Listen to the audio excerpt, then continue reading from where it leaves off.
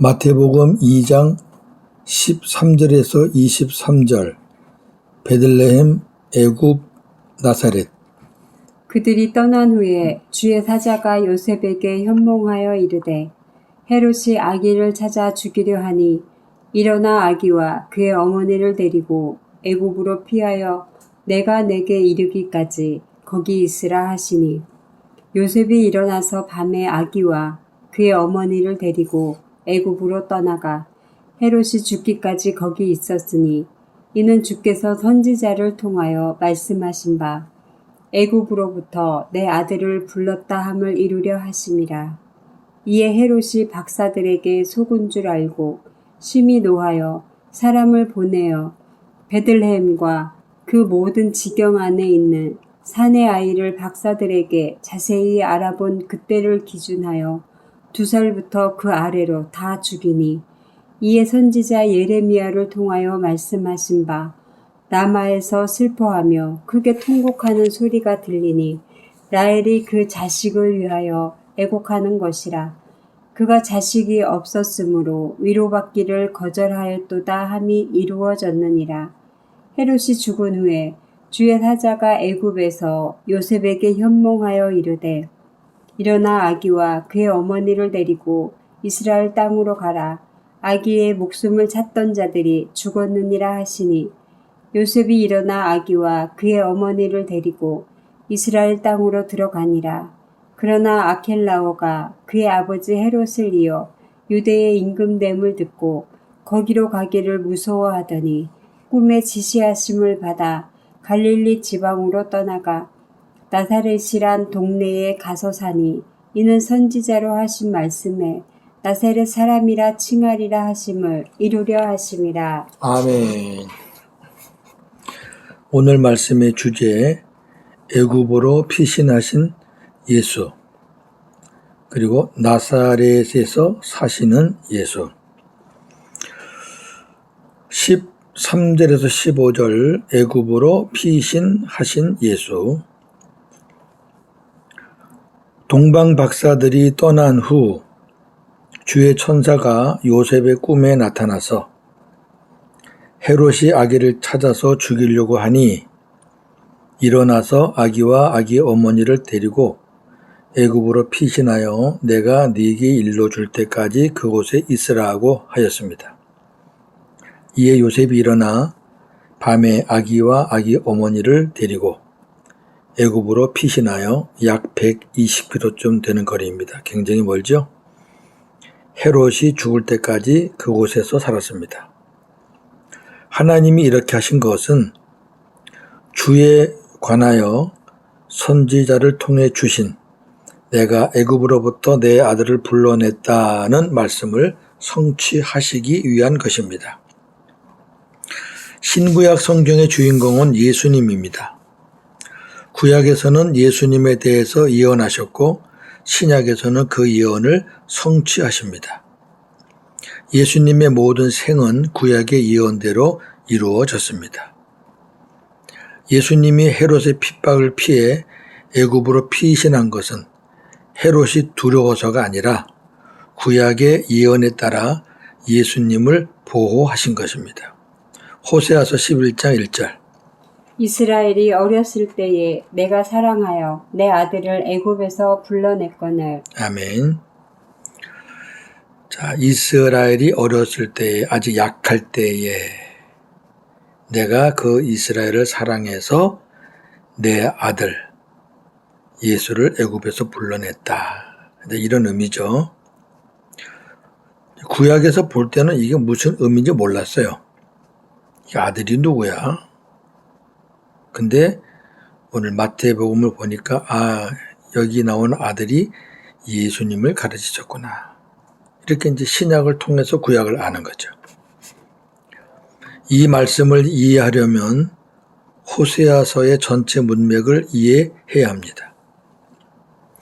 하나님은 호세아에게 창녀인 고멜과 결혼하라고 명하십니다. 1장 2절. 고멜은 호세아와 결혼하여 자녀를 낳았음에도 계속해서 음란을 행합니다. 2장 5절. 하나님은 호세아에게 고멜을 버리지 말고 데려와서 끝까지 사랑하라고 말씀하십니다. 3장 1절. 호세아란 이름은 여호수아, 예수와 마찬가지로 구원자라는 뜻입니다. 고멜은 신랑이신 예수님과 살고 있으면서도 옛 구습을 벗어버리지 못하고 세상으로 달려가는 우리들의 모습이고, 호세아는 창녀 같은 우리와 결혼하여 끝까지 우리를 사랑하고 구원하시는 예수 그리스도의 예표입니다. 그렇다면 호세아 11장 1절의 의미는 하나님께서 어린 이스라엘을 사랑하셨기 때문에 아들 예수를 애굽에서 불러내셨다는 것입니다. 왜? 예수가 이스라엘 땅으로 돌아와야 되니까. 구원자로. 그렇습니다. 우리와 적용을 시킨다면 하나님은 죄로 인해 죽을 수밖에 없는 우리를 버리지 않으시고 끝까지 사랑하여 구원하시기 위해 아들 예수 그리스도를 보내주신 것입니다. 할렐루야. 16절에서 18절 베들레헴의 살생. 헤롯은 박사들에게 속은 것을 알고 심히 노하였습니다. 그는 사람을 보내어 박사들에게 알아본 때를 기준으로 베들레헴과 그 일대에 사는 2살 이하의 사내 아이를 모두 다 죽였습니다. 그리하여 선지자 예레미야를 통해 주신 라마에서 슬퍼하며 크게 통곡하는 소리가 들리니 라헬이 그 자식을 위하여 애곡하는 것이라. 그가 자식을 잃고 우는데 자식들이 없어졌으므로 위로를 받으려 하지 않았다는 말씀이 성취되었습니다. 자, 예레미야 31장에 있는 본래의 말씀을 한번 보겠습니다. 15절입니다. 여호와께서 이와 같이 말씀하시니라. 라마에서 슬퍼하며 통곡하는 소리가 들리니 라헬이 그 자식 때문에 애곡하는 것이라. 그가 자식이 없어져서 위로받기를 거절하는도다. 아멘. 자, 이 말씀의 배경을 좀 아는 게 좋겠죠? 자, 이 통곡과 이 슬픔이 예레미야서의 예언이 돼 있다. 그 예언을 이루기 위해서 이렇게 엄청난 살생 사건이 일어났다. 이거 잘 이해해야 됩니다. 이 말씀이 헤롯 왕이 구약의 예언을 이루기 위해서 2살 이하의 사내 아이를 살생했다. 그거 아닙니다.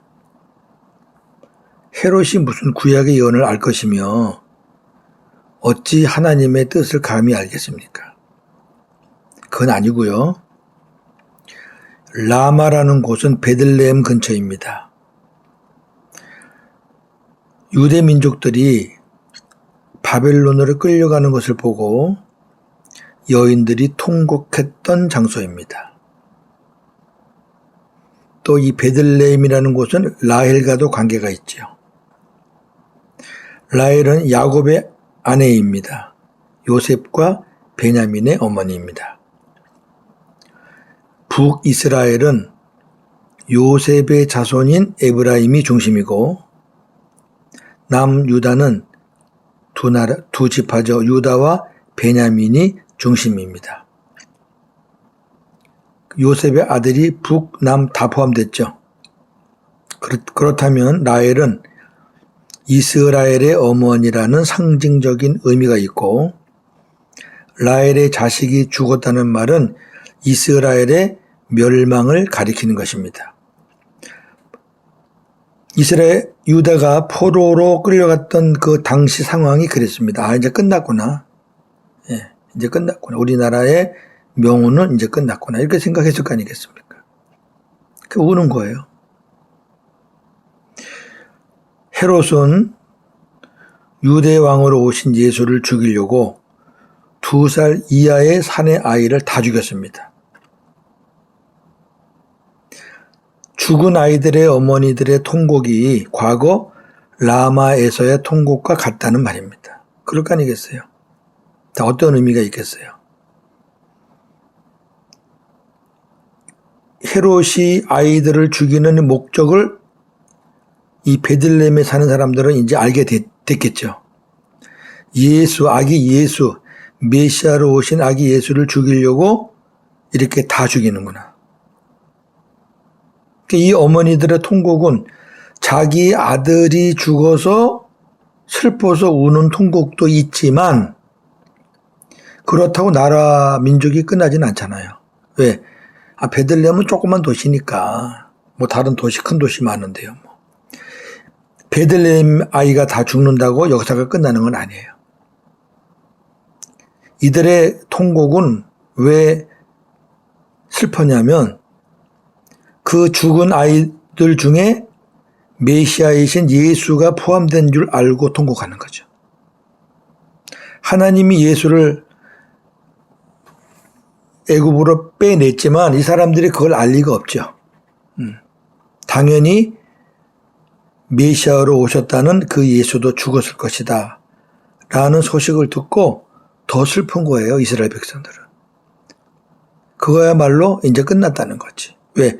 메시아가 없는 유대 민족은 뭐 의미가 없잖아요. 그런 의미에서 우리가 이해하면 좋겠습니다.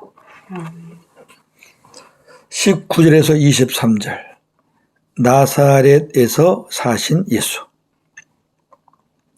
헤롯이 죽은 후에 드디어 죽었네요. 헤롯이. 주의 천사가 애굽에 있는 요셉의 꿈에 나타나서 아기의 목숨을 노리던 자들이 죽었으니 일어나서 아기와 아기 어머니를 데리고 이스라엘 땅으로 가라 하고 하였습니다. 그러자 요셉은 일어나서 아기와 아기 어머니를 데리고 이스라엘 땅으로 돌아왔습니다. 자, 우리 여기서 가만히 유심히 볼 게 있어요. 예수님 탄생할 때까지는 마리아가 이름이 나옵니까? 안 나옵니까? 나오지요.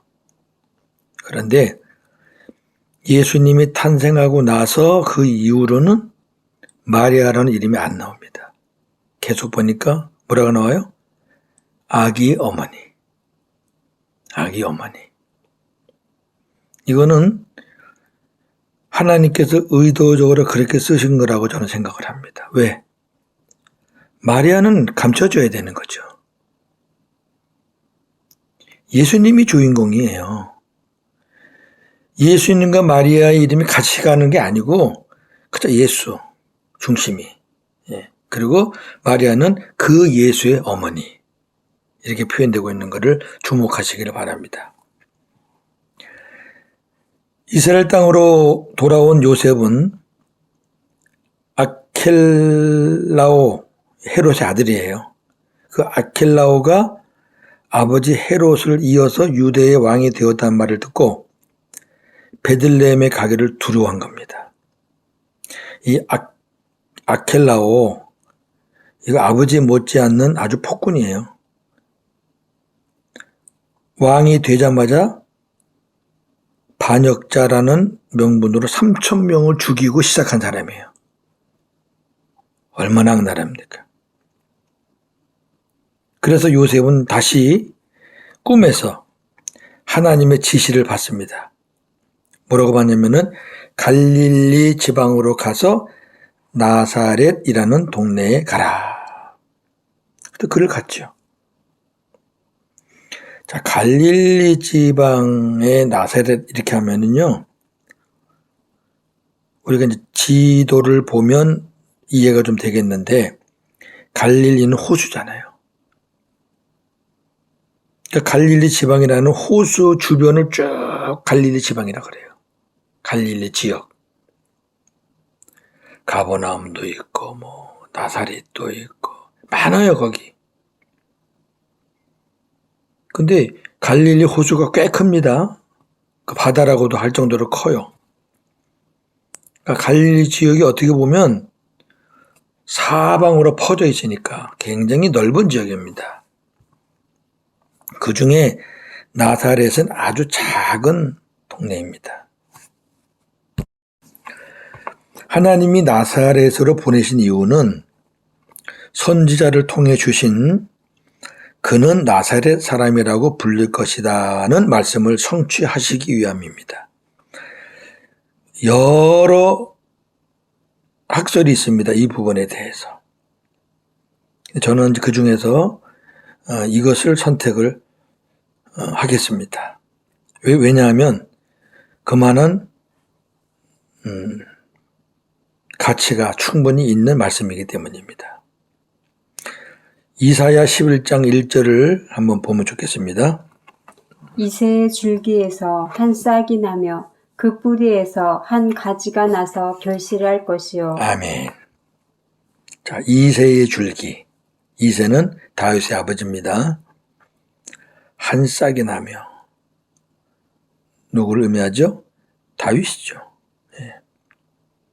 그리고 그 뿌리에서 한 가지가 나서 결실한다.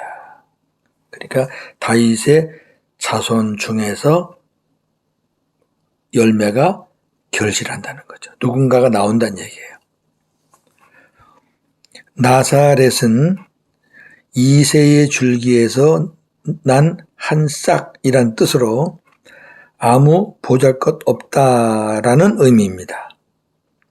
이새는 지극히 평범한 사람이었지만 이스라엘 최고의 왕 다윗을 낳았습니다. 그런데 다윗 왕도 위대하지만 그 가지에서 만왕의 왕이신 예수가 탄생하셨습니다. 그리고 이 이사야 11장은 전체가 예수 그리스도의 왕권과 그리고 그리스도로 인해 이루어질 하나님의 나라에 대한 예언입니다. 굉장히 중요한 장입니다. 나사렛은 갈릴리 지방의 작은 마을로서 어느 누구도 관심을 주지 않는 곳입니다. 몰라요. 따라서 나사렛 예수라는 말 안에는 보잘것없는 예수라는 의미가 담겨져 있는 겁니다. 하나님은 예수가 공생애를 시작하실 때까지 아무도 관심을 갖지 않는 조용한 곳에서 30년을 지켜주신 겁니다. 굉장한 의미가 있는 겁니다. 예. 정리합니다. 사람의 그림자를 보고 그 사람이 누구인지는 알 수 없죠. 어떻게 알아요? 그림자 보고. 그림자를 가지고 실체를 정확히 이해한다는 것은 불가능합니다. 그러나 분명한 것은 그림자가 있다는 것은 실체가 있다는 겁니다. 그렇죠? 실체가 있으니까 그림자가 있으니까. 그림자가 누군지는 몰라도 분명히 실체가 누군지는 몰라도 분명히 실체는 있는 거예요. 그림자가 있으면. 구약 성경은 예수님에 대한 그림자를 기록한 책인데 하나님이 선택하신 소수를 제외하고는 감추어진 비밀이었습니다. 그래서 하나님이 선지자를 통해서만 알려줬죠. 일반 사람들은 몰랐습니다. 그러나 성령께서 오신 후에는 성령의 가르치심으로 많은 성도들이 그 비밀을 깨닫게 되었습니다. 아, 이게 그림자였구나. 아, 이게 실체구나. 그래서 오늘 말씀을 통해 깨달은 것은 이겁니다. 구약은 예수 그리스도를 통해서 보아야 하고 신약은 구약을 통해서 이해해야 한다는 것입니다. 할렐루야. 아주 중요합니다. 구약의 안경을 쓰고 신약을 보고 신약의 안경을 쓰고 구약을 보고 그리고 그 모든 신구약은 예수 그리스도를 통해서 봐야 된다는 거죠. 왜? 성경이 예수님에 관한 말씀이에요. 물론 성령께서 깨닫게 해주셔야 가능한 일입니다. 아멘. 오늘도 복음으로 승리하는 하루가 되기를 주님의 이름으로 축원합니다. 아멘. 하나님, 오늘은 예수님이 애굽으로 가신 거 그리고 나사렛으로 오신 거 이 모든 것이 하나님의 예언을 성취하시기 위함이라고 그랬습니다. 예수님은 탄생서부터 마지막 십자가에 죽으시기까지 구약에 예언된 그대로 일생을 사셨습니다. 물론 하나님이 그렇게 살게 하셨습니다. 우리가 구약을 따로 보고 신약을 따로 보면서 별개의 책으로 이해할 때가 많습니다. 그래서 구약은 이스라엘의 역사, 신약은 예수님 오신 이후의 역사. 그러나 예수님이 구약 성경을 가지고 구약에 있는 자신을 설명해 준 것을 우리는 많이 봅니다. 또 제자들도 특히 히브리서 기자는 구약에 나오는 모든 인물들을 통해서 예수님을 증언했습니다. 우리가 구약에서 예수님을 찾지 못한다면 그것은 성경이 아니겠지요. 하나님, 구약 사람들은 소수를 제외하고는 도무지 알지 못했습니다. 비밀이었습니다. 그런데 이방인인 저희들에게 성령의 은혜로 깨닫게 하시고 보여주시고 믿게 해주시니 감사합니다. 우리 안에 계신 주님께서 또 성령께서 깨닫게 해주시는 줄로 믿습니다. 우리가 성경을 아무리 읽어도 성령께서 깨닫게 해주시지 않으면 아무것도 아니요. 성령께서 깨닫게 해주시면 그 말씀을 통해서 우리는 살아계신 예수님을 발견하게 될 것입니다. 우리 모두가 그러한 은혜를 체험하며 성경을 그냥 읽는 것이 아니라 살아계신 예수님을 보는 그 기쁨으로 성경을 많이 읽을 수 있는 우리의 삶이 되게 하여 주옵소서. 예수님의 이름으로 기도하옵나이다. 아멘.